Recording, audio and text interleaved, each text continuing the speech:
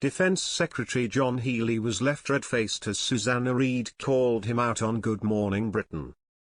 Defense Secretary John Healey conceded the UK would need to do more to be prepared to fight a war when grilled by Susanna Reid on Good Morning Britain.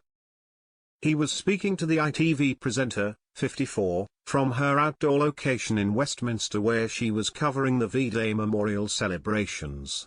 "We are not in a position, are we honestly, to be able to fight a war if we needed to at this point, if we needed to fight tonight," she put to him. He replied, "Our forces would do the job. They are highly professional. They're well equipped, but it's absolutely the case that the threats we face require us to do more, and it is the case that, I'm sad to say, for the last 14 years, our forces have been hollowed out and underfunded. We've committed to turn that round. We will increase defense spending, and in a way, it's an important reminder today that this is part of the challenge we face. The lessons that you talked about, and the Prime Minister will discuss, we can draw on that wartime memory and the 80-year V-Day celebrations today.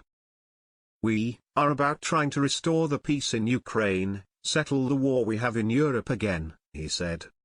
"But by increasing defense spending alongside our allies, we reinforce this strength of the European security, and we will continue to lead those efforts to support Ukraine, both while they're fighting and while they're negotiating." Reid had earlier challenged him on the government's promise to commit more to defense spending, pointing out it was nowhere near what the target is. "We've put £5 billion extra into defense this year," Healey said. "We went into the election promising the country that we'd increase defense spending to a level we haven't seen in this country for 15 years. We will do that 3 years earlier than anyone expected, and then we'll take it up even further in the next Parliament. And this is, certainly about how much we need to spend to meet the threats that we face, but it's also about how we spend it."